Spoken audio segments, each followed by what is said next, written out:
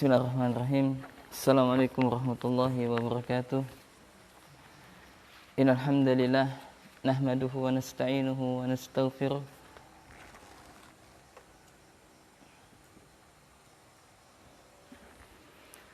Innal hamdalillah nahmaduhu wa nasta'inuhu wa nastaghfiruh. Wa na'udzu billahi min shururi anfusina wa min sayyiati a'malina. May yahdihillahu fala mudilla lahu wa may yudlil fala hadiya lahu. Wa asyhadu an la ilaha illallah wahdahu la syarika lahu wa asyhadu anna Muhammadan abduhu wa rasuluh la nabiyya ba'da. Sesungguhnya segala puji hanya milik Allah Subhanahu wa taala. Kita selalu senantiasa memujinya, memohon ampun dan bertobat kepadanya. Kita berlindung kepada Allah Subhanahu wa taala dari kejelekan jiwa-jiwa kita, dan kita berlindung kepada Allah dari kejelekan amal-amal kita. Barang siapa yang Allah Subhanahu wa taala berikan petunjuk kepadanya, maka tidak ada seorang pun yang bisa menyesatkannya. Dan barang siapa yang Allah Subhanahu wa taala sesatkan, maka tidak ada seorang pun yang bisa memberikan petunjuk kepadanya.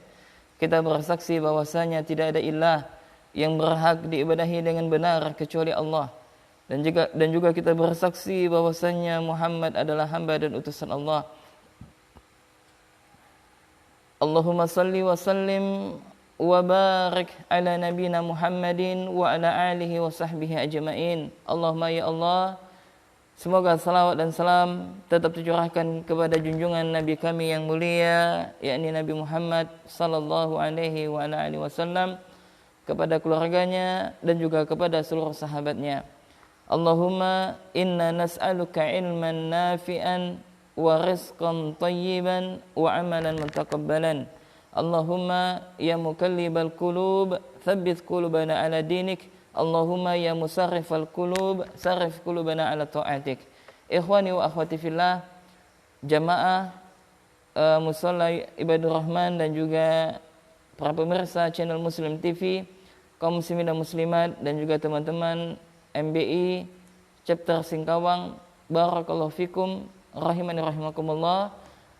Insyaallah taala kita akan melanjutkan kajian kita, yakni setiap Sabtu ba'da salat subuh kita akan mengkaji tentang masalah seputar fikih, ya, merujuk kepada kitab Manhajus Salikin wa Tawdihul Fiqhi fid Din, yakni tentang sebuah kitab yang menyebutkan tentang permasalahan fikih-fikih dasar yang ditulis oleh Syekh Al-Allamah Abdurrahman bin Nasir Sa'di rahimahullahu taala. Ini adalah pertemuan kita yang kedua, yakni bertepatan dengan tanggal 1 Safar 1442 Hijriah atau bertepatan dengan yakni tanggal 19 September 2020. Kemudian kaum muslimin dan muslimat rahimani rahimakumullah, sebelum kita masuk kepada pembahasan, ya, maka sedikit muqaddimah yang ingin kami sampaikan, yakni adalah yang pertama, seorang muslim, ya, mereka adalah orang yang senantiasa sangat membutuhkan ilmu. Dan ini sering kita sampaikan di pengajian-pengajian kita, baik yang offline maupun online, ya, dan juga sering kami pesankan kepada santri ketika kajian santri dan sebagainya, ya, terlebih ilmu yang berkaitan dengan ibadah, ya, terlebih ilmu yang berkaitan dengan ibadah, ya, terlebih lagi ilmu yang kita memerlukannya selama 24 jam. Ya, ada sebagian asatidzah memberikan nasihat kepada kita, ya, terkadang seseorang, ya, contohnya saja, misalkan wudhu tentang seputar contohnya saja ilmu tentang seputar wudhu saja misalkan, ya. Misalkan seseorang berwudhu itu memerlukan waktu 1 sampai 2 menit misalkan.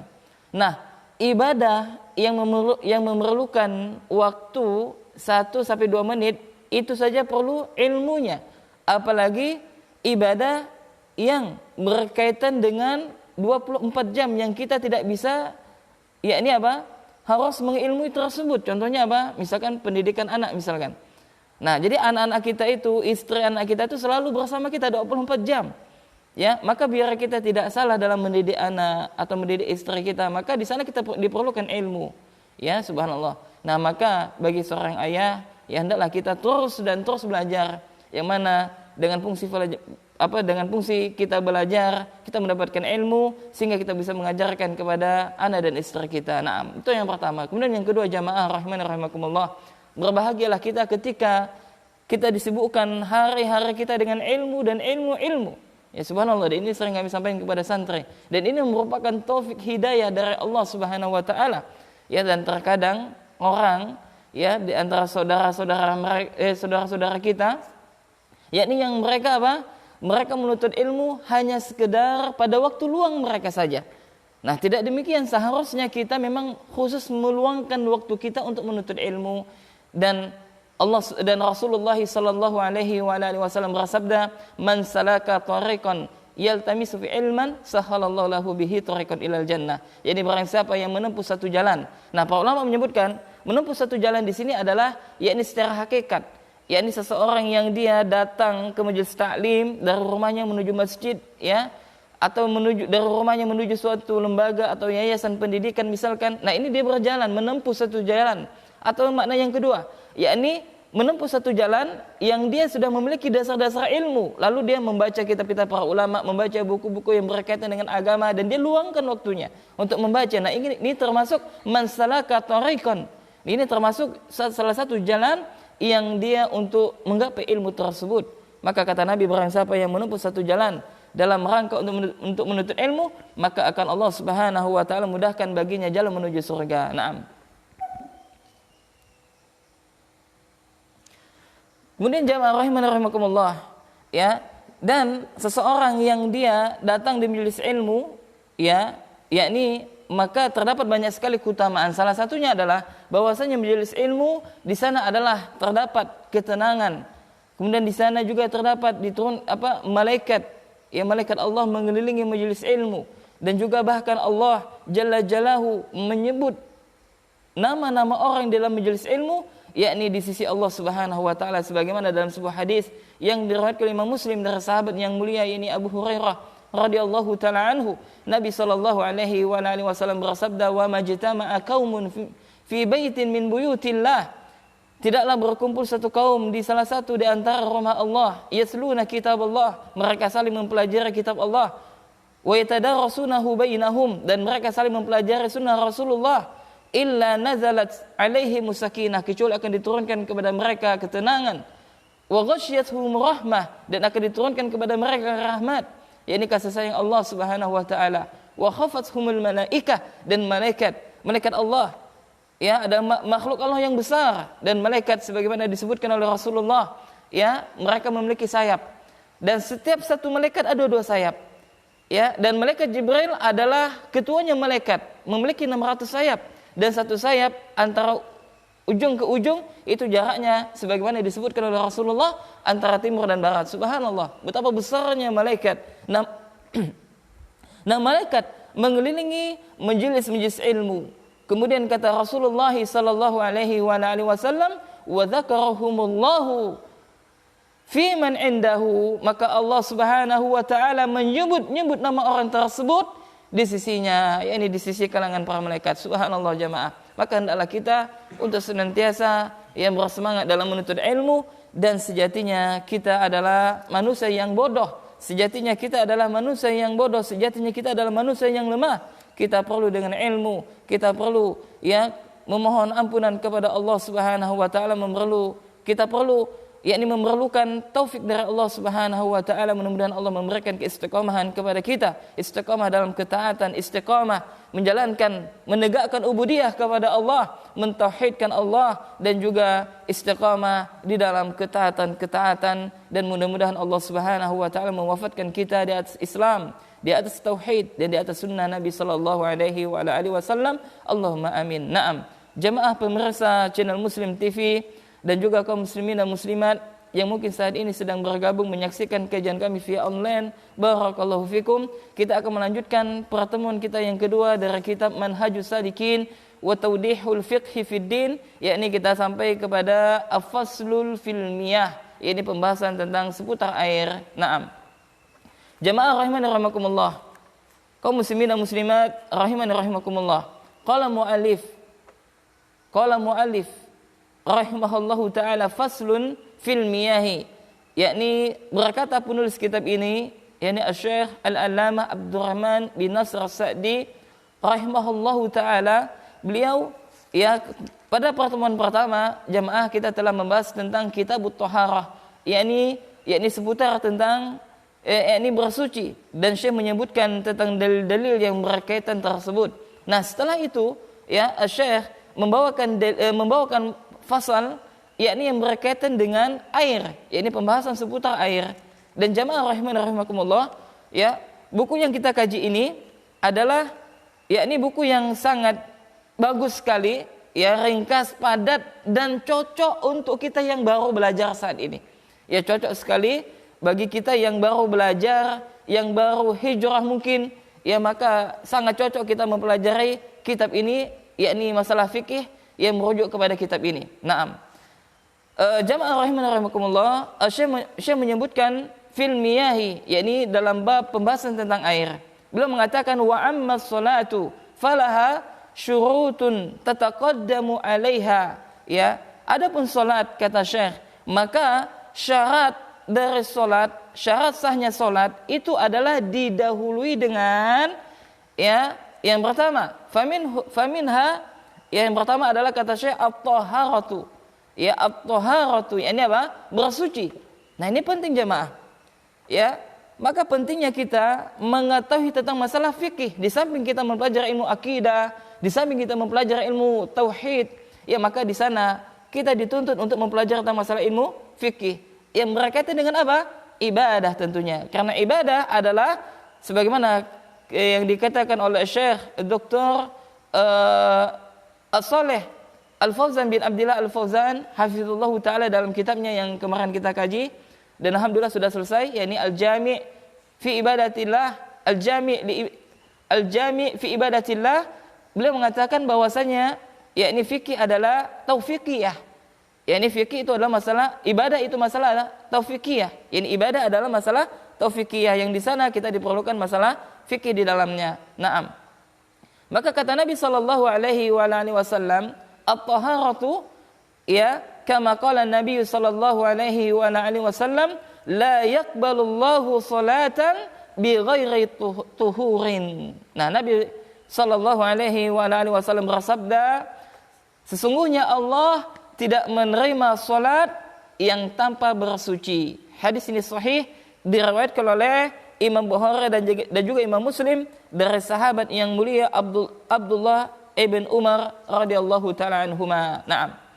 Ya, dalam hadis ini Rasulullah sallallahu alaihi wasallam, ya, beliau sallallahu alaihi wasallam menyebutkan kepada kita bahwasanya Allah tidak menerima salat kecuali dengan bersuci. Ya. Nah, di sini kita perlu bagaimana kaifiyah tata cara bersucinya Rasulullah. Ya, karena kita lihat, ya, dan saya sebagai saksi yang pernah melihat ada seorang bapak-bapak yang mungkin usia sudah tua, usia sekitar 50 tahun bahkan 60 tahun, yang mereka masih belum paham tentang wudu. Subhanallah. Ya, bisa kita saksikan ketika kita safar, baik di terminal, baik di stasiun, baik di bandara, ya, baik di tempat-tempat umum, ya, di musola dan sebagainya, ketika mereka hendak, ya, melaksanakan sholat di musola-musola yang telah disediakan oleh fasilitas-fasilitas umum, ya, tadi sebagaimana telah kita sebutkan, misalkan yakni di musola di stasiun misalkan, atau di musola bandara misalkan, kita lihat banyak di antara saudara kita yang mereka masih nggak paham dengan wudu. Ya, contohnya saja, ya, banyak di antara mereka tidak paham mengusap kepala bagaimana dengan benar dan baik. Nah, ini perlu ilmu. Ya, di sana kita perlu ilmu, ya, sehingga, ya, biar benar dalam wudu kita, biar benar dalam keadaan bersucinya kita. Naam. Kemudian kata Syekh, ya, rahimahullah, faman lam yatatahhar minal hadatsil akbari wal asghari wan najasati fala salata lahu. Maka kata Syekh, maka barang siapa yang dia tidak bersuci dari hadas besar dan juga hadas kecil, dan juga dia tidak bersuci dari hal-hal yang najis, maka solatnya tidak sah. Nah, maka jamaah kaum muslimin dan muslimat, para pemirsa channel Muslim dan juga jamaah Mushola Ibadur Rahman, rahimakumullah, ya dapat kita ambil faedahnya bahwa di sana ada hadas besar dan ada hadas kecil. Dan juga ada hal yang najis. Nah, ini kita perlu ilmu dalam masalah ini. Apa itu hadas? Nah, hadas adalah yakni hadas sebagaimana disebutkan oleh ulama bahwasanya hadas adalah menunjukkan keadaan diri seseorang yang sifatnya apa? Maknawi. Ya, yang sifatnya adalah maknawi yang menghalangi seseorang dari beribadah kepada Allah, seperti menghalangi dia untuk melaksanakan sholat, menghalangi seseorang untuk tawaf misalkan, ya, atau menghalangi seseorang untuk haji, ya, atau menghalangi seseorang untuk berpuasa. Nah, ini adalah hadas. Ya, ini hadas adalah, ya, kita ulangi, hadas adalah menunjukkan, ya, keadaan diri seseorang sifatnya adalah maknawi, yakni abstrak, yang mana menjadi penghalang seseorang yang dia tidak bisa melaksanakan ibadah yang telah Allah perintahkan, seperti sholat tadi atau seperti tawaf. Nah, kalau dia hadas, maka nggak boleh dia beribadah kepada Allah. Ya, nah hadas ini ada dua, ada hadas yang besar dan ada hadas yang kecil. Apa hadas yang besar? Contohnya apa? Mandi junub. Ya, seorang yang junub. Nah, ketika dia junub, maka dia harus apa? Mandi besar. Maksudnya mandi wajib. Ya, nah adapun hadas kecil, maka dia cukup dengan berwudu. Ya, nah ini penting dengan ilmu bagaimana ketika kita mandi junub. Ya, terus apa yang kita lakukan? Ya, terus bagaimana ketika kita bersuci, apa yang kita lakukan? Hal apa yang wajib untuk kita lakukan? Hal-hal apa yang sunnah? Ya, nah ini penting nih jamaah. Rahimakumullah. Ya, terkadang kita lihat di antara saudara-saudara kita yang mungkin, ya, masya Allah, mereka semangat satu membahas tentang permasalahan yang besar yang seharusnya ulama membahasnya. Contohnya saja tentang masalah takfiri misalkan, ya ini pembahasan takfiri adalah pembahasan yang besar, yang mana ini adalah ranahnya para ulama, bukan ranahnya kita sebagai penuntut ilmu, karena ada sebagian orang yang dia sibuk mengkafirkan saudaranya yang lain. Allah musta'an. Nah, orang-orang yang seperti ini coba kita tanya, apa rukun, ya, dari wudu, apa rukun syahnya salat, ya, dan hal-hal yang berkaitan masalah ini, ya, maka kebanyakan mereka tidak bisa menjawab. Ya, subhanallah, mereka perkara kecil saja nggak paham, apalagi perkara yang besar. Ya, apalagi mengkafirkan kaum muslimin. Waliyadzubillah. Nah, ini pentingnya kita belajar secara bertahap. Ya, maka di sana ketika kita hendak belajar, maka di sana ada proses-proses yang bertahap, ya, yang harus kita pelajari.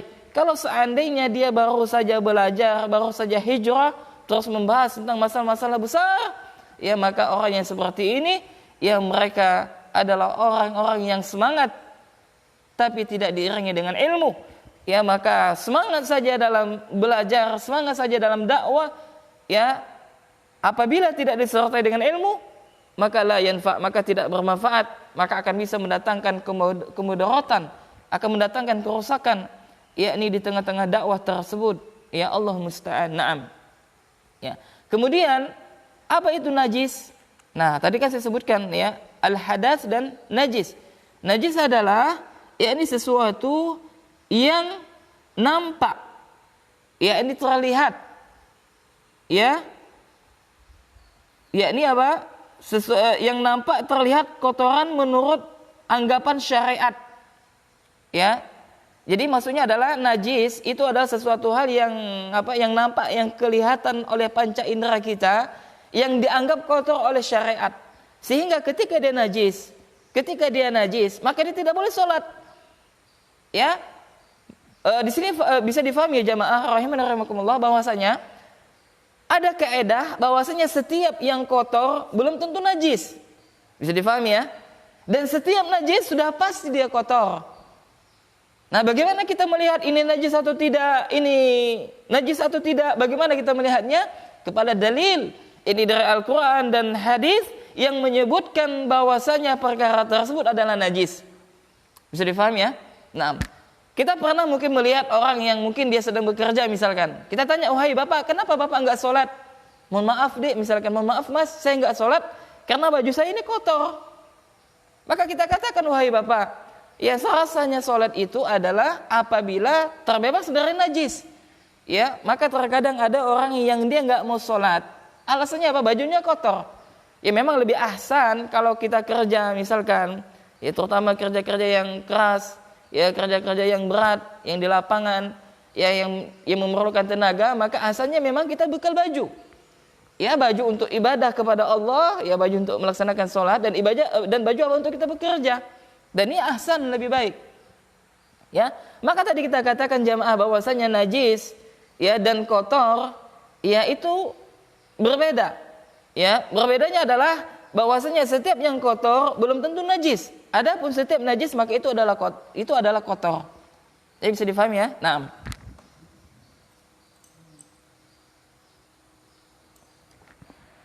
Baik.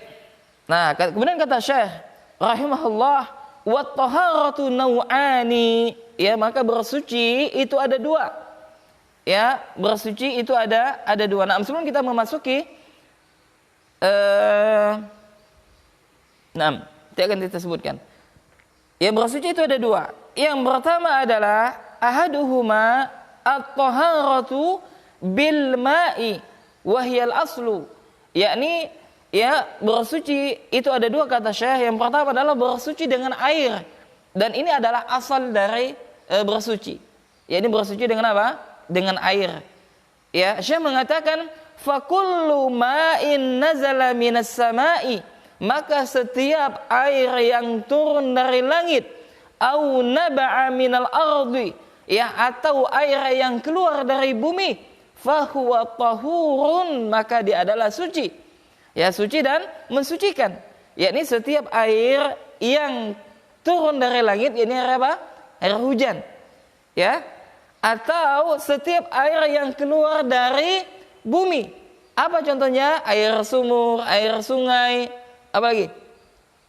Ya. Nah, intinya adalah setiap air yang keluar dari bumi dan yang turun dari langit, maka kata Syekh, fahuwa tahurun, maka dia adalah suci. Ya, suci dan mensucikan. Ya, yutahhiru minal ahdathi wal akhbathi. Yakni dia mensucikan dari hadas dan mensucikan dari kotoran-kotoran. Walau taghayyara ta'muhu aw launuhu aw rihuhu bi syai'in tahirin. Walau adanya perubahan, yakni apa? Rasanya atau warnanya atau baunya dari sesuatu yang suci, ya maka dia hitungannya tetap suci. Ya bi syai'in tahirin, kama qala Nabi sallallahu alaihi wa alihi wasallam, innal ma'a tahurun la yunajjisuhu syai'un. Ya, sebagaimana sabda Nabi sallallahu alaihi wa alihi wasallam, sesungguhnya air itu adalah suci dan tidak ada yang bisa membuat dia najis dengan sesuatu apapun. Ya, maksudnya adalah begini jamaah. Ya, maksudnya adalah bahwasanya air itu tetap suci walaupun berubah, ya ini apa? Rasanya, warnanya, baunya, maka dia tetap suci. Tapi kalau sudah berubah salah satu di antara tiga ini, dia tidak bisa mensucikan. Ya, bisa difahami ya? Nah, ini saya menyebutkan kelanjutannya. Fa in taghayyara ahadu awsafihi binajasatin fahuwa najisun. Maka apabila salah satu di antara sifat air tadi berubah, ya maka dia adalah najis. Ya, atau apabila salah satu di antara air tersebut berubah atau kemasukan najis, maka dia menjadi najis. Yajibu ijtinabuhu, maka wajib bagi seseorang untuk menjauhinya. Naam. Ya. Nah, sedikit kita menjelaskan faedah tentang seputar air. Maka yang pertama adalah jamaah rahimani rahimakumullah, bahwasanya air itu ada dua macam. Yang pertama adalah air yang sifatnya adalah tahur, yakni dia adalah suci dan mensucikan. Ya, yang kedua adalah najis, yakni air yang apabila terkena benda najis maka dia menjadi najis. Maka yang pertama adalah apabila dia yakni tahur, ya air itu suci, maka dia bisa untuk mensucikan. Maksudnya apa? Kita boleh berwudu dengannya, kita boleh mandi untuk menghilangkan hadas besar dengannya. Nah, adapun air yang terkena najis, maka kita tidak boleh bersuci, tidak boleh berwudu dengan air tersebut. Bisa difahami ya? Nah, kemudian jamaah rahimani rahimakumullah, yang kedua adalah 3 kaedah ya, yakni air yang bercampur. Ya, ada 3 kaedah ya, menggunakan air yang tercampur ya. Nah, ini penting sekali ya, dan subhanallah ini adalah ilmu yang dasar sekali ya, yang terus kita murojaah ya, walaupun kita sudah tahu tapi enggak ada salahnya kita untuk mengulang ya. Dan sebagaimana firman Allah, fadzakir fa inna dzikra tanfa'ul mu'minin, maka berilah peringatan karena sesungguhnya peringatan itu bermanfaat bagi orang mukmin. Kama qala Allahu azza wa jalla. Naam. Jadi kondisi air itu ada 3.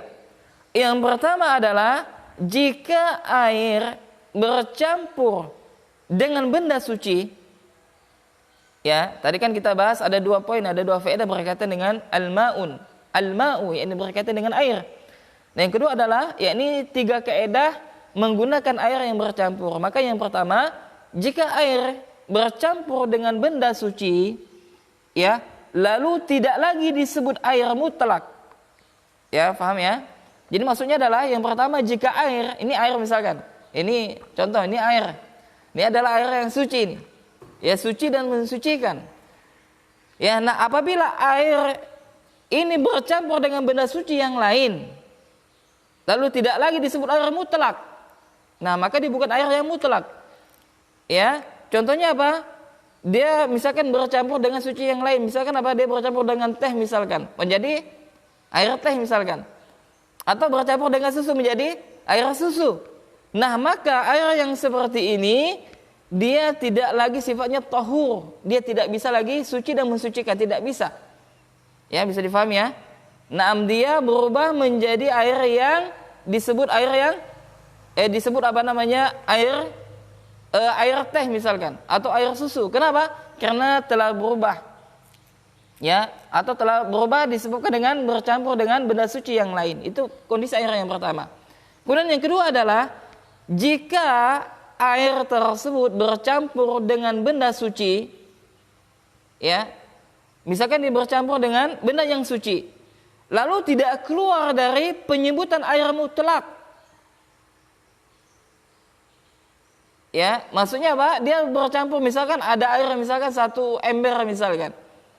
Ya, 1 ember yang misalkan 200 liter.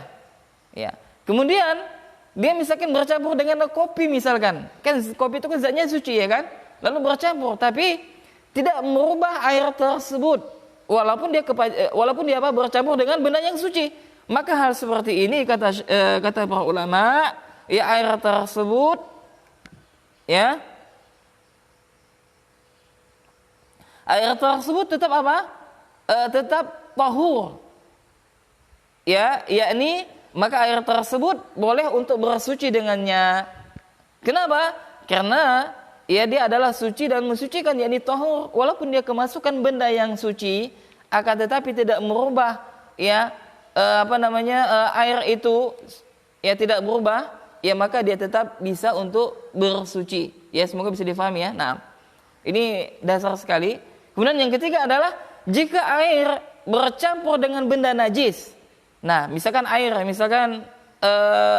misalkan, ya ember di situ ada air misalkan, kita hendak berwudu misalkan, lalu kita lihat ternyata di dalam ember tersebut ada benda najis, misalkan apa? Bangkai tikus misalkan, ya apalagi benda-benda najis, ya tai cecak misalkan, ya walaupun ini khilaf di antara ulama, ada yang mengatakan tai cecak itu najis, ada yang mengatakan tidak, ya atau benda najis yang lain.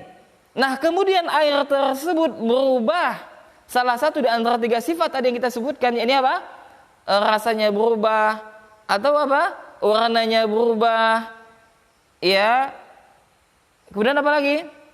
Baunya berubah. Nah, maka air tersebut disebut dengan air yang najis, yang tidak boleh kita bersuci dengannya. Bisa difahami ya? Nah, kemudian pertanyaan, bagaimana dengan air yang mustakmal? Ini penting. bagaimana dengan air mustakmal, yakni bekas air suci, dan juga bagaimana air yang kurang dari 2 kullah. Ya, 2 kullah itu sekitar 200 liter. Nah, bagaimana? Maka yang pertama, ya memang ada khilaf di antara para ulama. Jadi jamaah, kalau kita mempelajari masalah fikih, subhanallah, banyak sekali khilaf di antara ulama. Contoh saja kemarin telah kita contohkan, misalkan tata cara sholat saja, itu khilaf di antara ulama. Ada ulama mengatakan ketika kita setelah itidal, ya bangkit dari ruku, sami Allahu liman hamidah, maka tangan harus sedekap. Ya, karena hukumnya apa? Karena dari awal kita itu tangan kita sedekap. Maka ketika balik dari ruku, yakni itidal, ya maka tangan kita juga harus sedekap. Nah, ada mengatakan tidak perlu sedekap. Ya, maka ketika kita itidal sami Allahu liman hamidah, maka tangan kita apa? Berlabuh. Ya. Masing-masing dua perbedaan ulama ini ada dalil dalam masalah ini. Maka kita berlapang dada. Ya, contoh juga yakni khilaf, misalkan ya kemarin telah kita sudah kita sebutkan, yakni seseorang yang dia dari berdiri ya hendak sujud, ya kan? Kan khilaf di antara ulama. Ada mengatakan tangan dulu dan ada mengatakan kaki dulu. Nah, ini khilaf di antara ulama, dan masing-masing di antara para ulama mereka ada dalil. Kita harus berlapang dada tentang masalah fikih ini.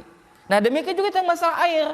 Ada yang mengatakan bahwasanya air yang mustakmal, yakni misalkan ya kita wudhu dalam ember misalkan, ya kan? Kan sunahnya kita tangan kita dimasukkan dalam ember tersebut. Ya. Nah, ketika kita berwudhu dalam ember tersebut, ya misalkan kita basuh mulut kita misalkan, ya berkumur. Ya, maka air yang bekas kita bersuci itu masuk ke dalam ember tersebut. Nah, inilah namanya mustakmal, air mustakmal. Ya, ada beberapa kalangan berbeda pendapat ulama dalam masalah ini.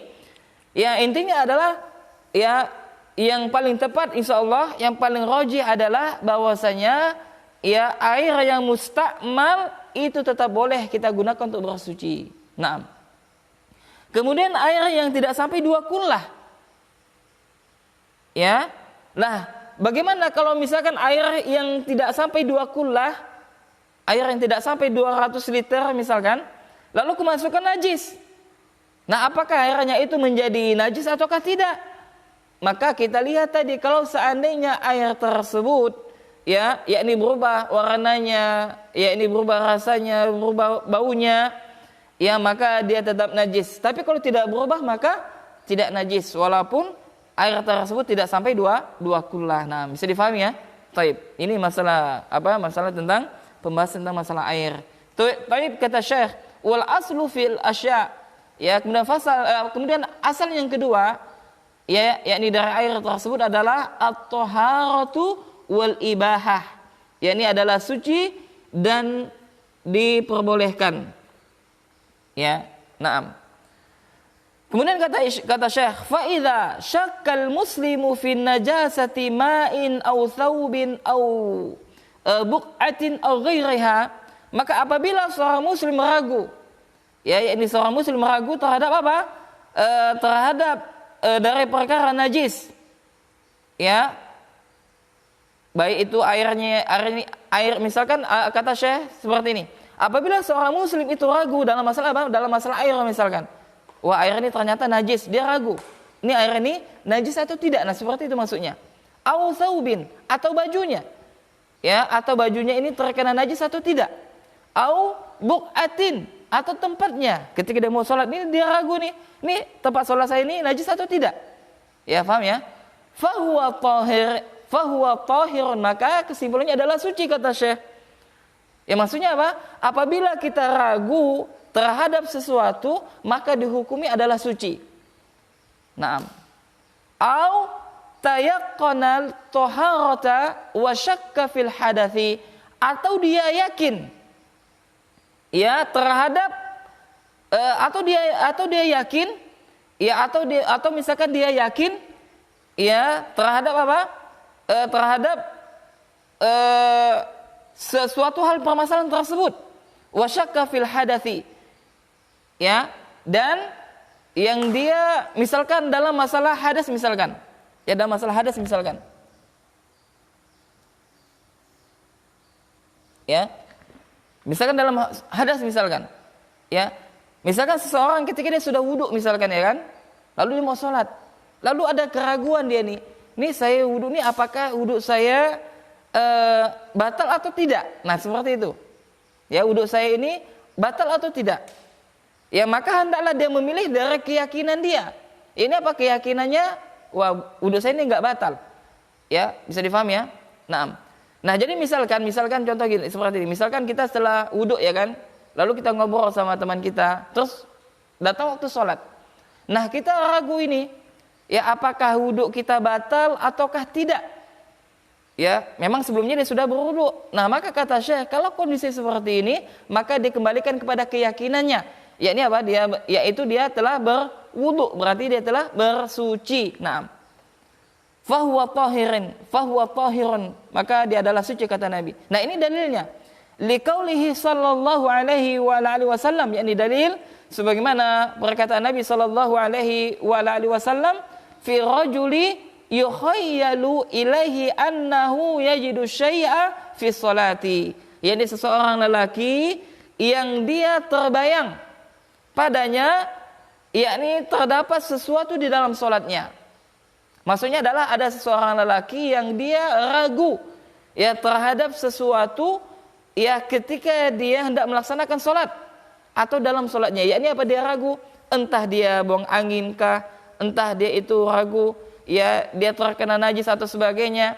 Maka kata Nabi sallallahu alaihi wasallam, la yansarif hatta yasma'a sautan. Maka kata Nabi, janganlah engkau berpaling sampai engkau mendengar suaranya. Contoh misalkan ya tadi kita katakan kalau misalkan kita sedang sholat ya kan, kita ragu, ini saya ini buang angin enggak? Kan pernah kita seperti itu. Ya kan? Nah, kata Nabi, kita jangan berpaling dari sholat kita sampai kita mendengar suaranya. Kalau kita kentut berarti kita dengar enggak suara kentut kita? Nah, seperti itu maksudnya. Au yajida rihan, ya atau kita menjumpai baunya. Ya. Nah, kalau kita ragu tadi, wah nah nih kentut enggak ya? Seperti itu. Maka kita lihat ya, ada nggak kita kedengaran baunya? Ya, atau misalkan ada nggak kita mendengar suaranya misalkan? Oh ternyata kita nggak mendengar suaranya dan juga kita tidak mendengar baunya. Ya, tapi masih juga ragu kita, maka kembalikan kepada asal. Yakni apa? Dia tetap suci. Nah, seperti itu maksudnya. Ini dalilnya. Nabi mengatakan kepada seorang lelaki, la yansarif hatta yasma'a sautan aw yajida rihan. Ya, janganlah engkau berpaling kata Nabi kepada orang lelaki tadi yang dia ragu ya terhadap sholatnya, apakah ya ketika dalam sholatnya itu wudunya ya batal ataukah tidak, ya atau semisalnya, janganlah engkau ragu kata Nabi sampai engkau mendengar ya suaranya atau menjumpai baunya. Naam, seperti itu. Ya.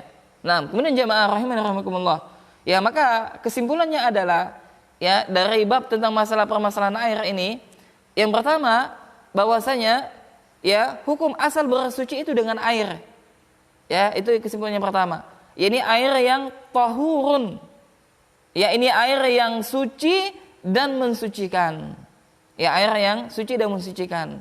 Kemudian kesimpulan yang kedua, setiap air yang turun dari langit, ya air hujan, ya atau air yang keluar dari bumi. Contohnya apa tadi?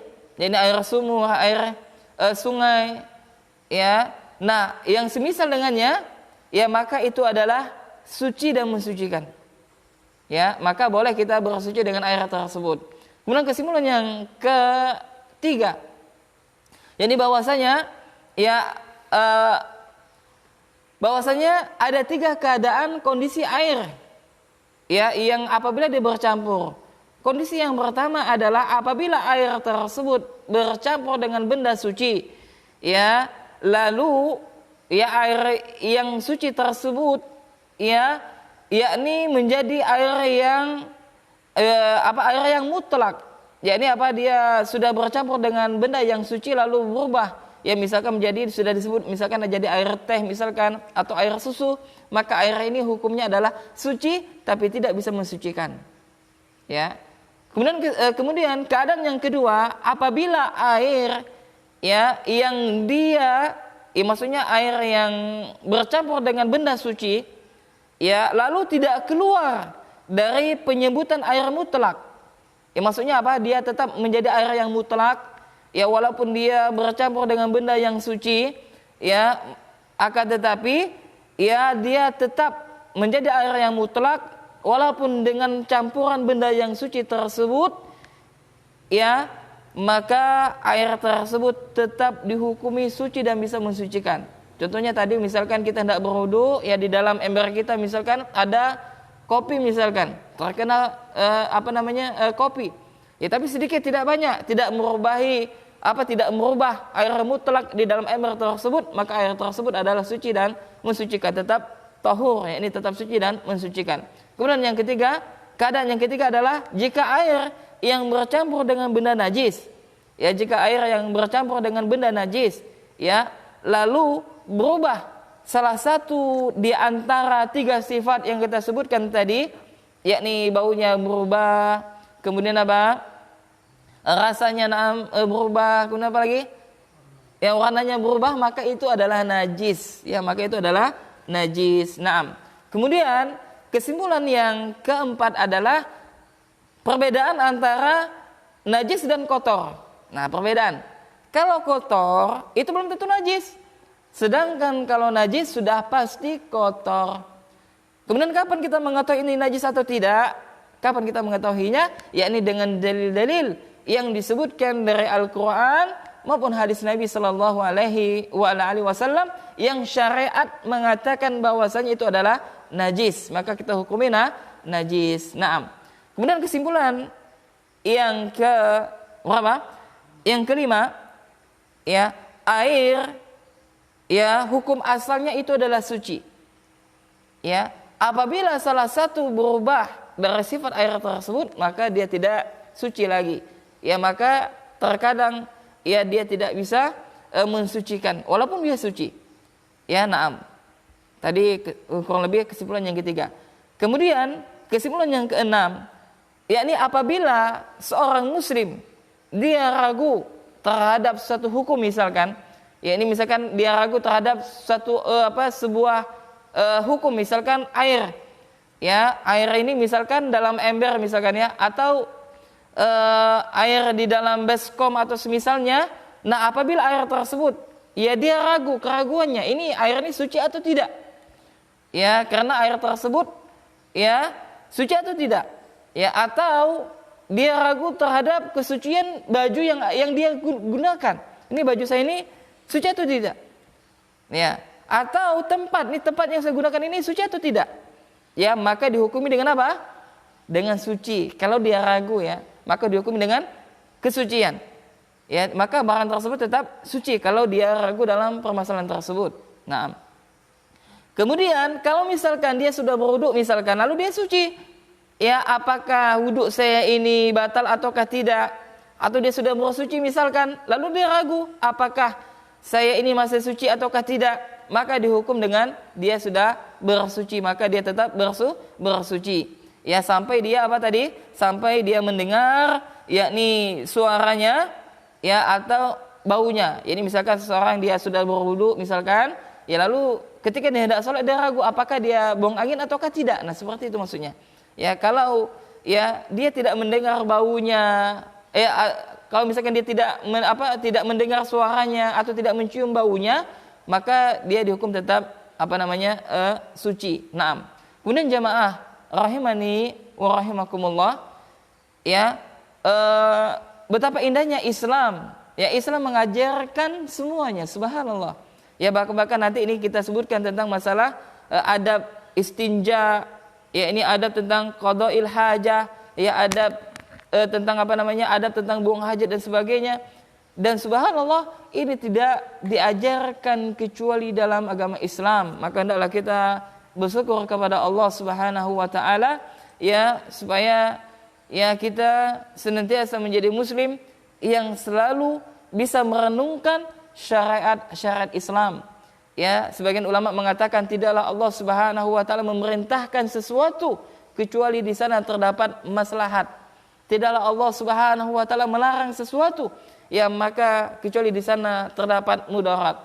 Naam. Kemudian jamaah rahimani rahimakumullah, ya, para ulama ya ketika mereka membahas tentang masalah qawaid fikih, yakni tentang qawaid fikih, maka di sana ada sebuah ahkam, sebuah hukum, ya, hukum qawaid fikih, yakni apa? Yakni dalil yang berkaitan dengan sabda Nabi sallallahu alaihi wasallam, la yansarif hatta yasma'a sautan aw yajida rihan. Ya, maka ulama qaidul fikih mereka mengambil sebuah kaidah, yakni kaidahnya adalah al-yaqinu la yazulu bisyak. Yakni keyakinan tidak bisa dirubah dengan keraguan. Maksudnya apa? Ketika kita sudah yakin, maka ya kita tidak boleh ragu-ragu di dalamnya atau keraguan di dalamnya tergugurkan dengan keyakinan kita. Nah, ya. Kemudian jamaah rahimani rahimakumullah, satu bahasa lagi mau kita bahas, ya, yakni bab tentang al-inayah, ya, bab tentang al-aniyah, ya, bab tentang al-aniyah, yakni bab tentang bejana, ya. Nah, ini terakhir kajian kita pada pekan ini dari pertemuan yang kedua. Nah, qala mu'alif rahimahullah, Syekh mengatakan wa jami'ul awani mubahatun illa aniyadz dhahabi wal fiddati, yakni setiap bejana itu adalah mubah, yakni boleh kecuali bejana yang terbuat dari emas dan perak. Ya, yakni kita masuk kepada bab tentang bejana. Jadi bejana, ya, semua bejana itu hukum asalnya adalah mubah. Ya, kapan tidak boleh kita menggunakan bejana, yakni bejana yang terbuat dari emas dan perak. Wa ma fihi syai'un minhuma, ya, illa al-yasira minal fiddati lil hajah. Nah, boleh saja menggunakannya, ya, kecuali selain daripada emas dan perak tersebut. Ya, misalkan kalau misalkan ada bejana misalkan yang terbuat dari perak misalkan, ya, boleh saja asal lil hajah, ya, asal ya ada hajat yang memang sangat diperlukan bejana tersebut. Ya, dengan catatan apa? Campurannya tidak banyak. Nah, liqaulihi sallallahu alaihi wasallam, sebagaimana sabda Nabi sallallahu alaihi wasallam, la tashribu fi aniyah ya adz-dzahabi wal fiddati, janganlah kalian meminum dari bejana emas atau bejana yang perak. Wala ta'kulu fi sihafiha, dan jangan kalian makan dari benda tersebut, yakni dari bejana, ya, jangan, atau dari piring yang terbuat dari emas ataupun perak. Fa innaha lahum fid dunya wa lakum fil akhirah, maka sesungguhnya bejana-bejana yang terbuat dari emas dan perak atau piring-piring yang terbuat dari emas dan perak, ya, itu adalah fa innaha lahum fid dunya wa lakum fil akhirah, maka itu adalah untuk orang kafir yang mereka menikmati dunia, dan sedangkan kalian, kata Nabi sallallahu alaihi wasallam, ya, boleh memakainya ketika di akhirat nanti. Muttafaqun alaih, yakni hadis sahih diriwayatkan oleh Imam Bukhari dan juga Imam Muslim dari sahabat yang mulia Hudzaifah bin Yaman. Nah, demikian jamaah rahimani rahimakumullah yang dapat kita bahas pada kesempatan pagi ini, ya, dan insyaallah taala pada pekan berikutnya, yakni Sabtu depan, kita akan membahas tentang masalah istinja dan juga adab dalam buang hajat. Nah, demikian, jazakumullahu khairan kepada jamaah yang musalla ibadur rahman, ya, yang telah hadir, yang telah meluangkan waktunya untuk sama-sama kita duduk sejenak, ya, mengulang pelajaran yang telah kita pelajari, ya, sehingga membuat kita ingat bagi yang ingat, ya, membuat kita bertambah ingat lagi bagi yang sudah ingat, atau membuat kita ingat bagi yang terlupakan. Naam. Dan juga jazakumullahu khairan kepada pemirsa, ya, yang masya Allah yang mungkin setia mendengarkan kajian kami dari awal sampai akhir, ya, dan juga kepada pemirsa channel Muslim TV, dan juga kepada teman-teman MBI chapter Singkawang, masya Allah barakallahu fikum, ya, yang setia, ya, dari awal sampai akhir, yang telah menyimak kajian kami pada pagi hari yang penuh berkah ini. Maka kami ucapkan jazakumullahu khairan wa barakallahu fikum. Yang benar tentunya datangnya dari Allah Subhanahu wa taala, yang salah tentunya datangnya dari saya dan dari syaitan. Untuk itu kita tutup dengan doa kafaratul majelis. Subhanakallahumma wa bihamdika Asyhadu an la ilaha illa anta astaghfiruka wa atubu ilaik. Assalamualaikum warahmatullahi wabarakatuh.